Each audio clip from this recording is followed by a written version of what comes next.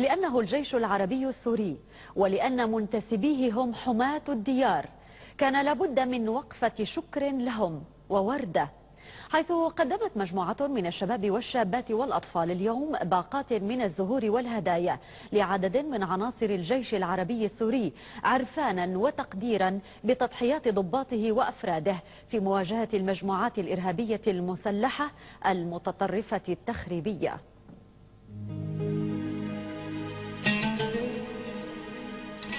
كان يتمنى هؤلاء لو يرتدون الزي العسكري ويحملون البندقية إلى جانب الجيش العربي السوري الذي يصل الليل بالنهار لحماية أمن وطمأنينة أبناء الشعب السوري.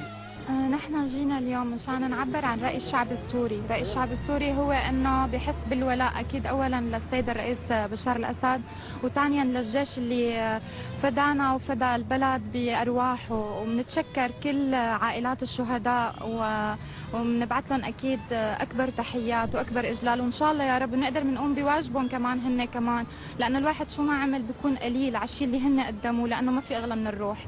وحابين انه احنا بس نعبر عن راينا بانه فعلا الشعب والجيش السوري صعب حدا يفوت بيناتهم، نحن واحد مع الاسد الغالي، اكيد كلنا واحد، صعب حدا يفرق بيناتنا. شكرا لكل شرفاء سوريا اللي ساهموا بترجيع الامن والامان، شكرا للجند المجهول اللي نحن ما بنعرفه.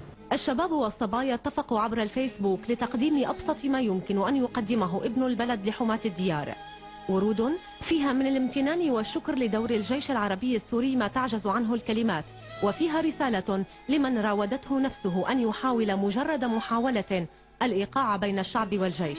أنا ببعث نداء لسيادة الرئيس بقول له وحياة كل أب وأم نزلت دمعتهم بهالأحداث شافوها أولادهم أطفالهم،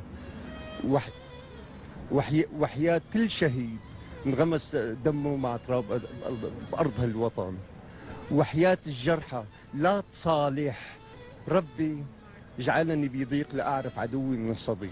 جايين اليوم لحتى نقدم كلمة شكر لجيشنا البطل اللي أثبت أنه هو العين الساهرة، جيشنا وجنوده الأوفياء لهالوطن اللي ما تركوا سلاحهم وبقيوا قابضين على الزناد. جايين نقول للشهداء اللي توفوا أنه دمهم غالي علينا، ودمهم هذا سيبقى دافئ وسيبقى إلى الأبد في أعناقنا أماني، وسنحافظ عليها وعلى أبنائهم. الموجودون هنا هم أنفسهم من استنكر التضليل الإعلامي وتشويه الحقائق الذي مارسته ولا تزال قنوات فضائية تنطق للأسف بالعربية. لم يأتوا من جهة معينة، فهؤلاء الشباب والصبايا هم مجموعة واسعة من أطياف الشعب السوري المختلف، أرادوا أن يقفوا هذه الوقفة تضامنية مع أفراد الجيش كرد للجميل لإعادته لأمننا وأماننا. إلين دحدل لتلفزيون الدنيا، دمشق. نذكر على الذكرى تنفع أولئك الذين حاولوا استهداف الجيش بأن من قتل نفسا بغير نفس أو فساد في الأرض فكأنما قتل الناس جميعا.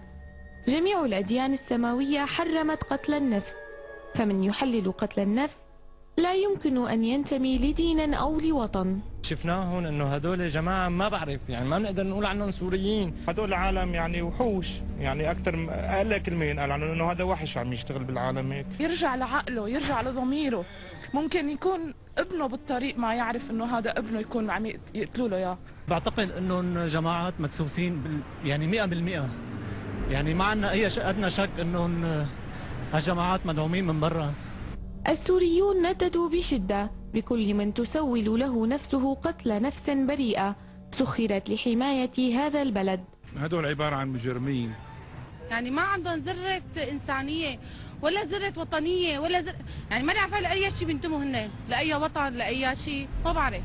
يعني أكثر منهم مخربين شو بده يكون؟ هدول ما اسمهم مخربين، بدك تسميهم أكثر من مخربين. هدول مجرمين ما بيخافوا الله، الله لا يوفقهم. طبعا اللي بيقتل الجيش ما انه سوري، يعني هي شيء اكيد، يعني جيش سوري كلهم الشعب، يعني كلهم اخواتنا. وتحية لكل فرد في الجيش العربي السوري حامي الوطن والاستقرار والأمان. سارة الحوشي، تلفزيون الدنيا، دمشق.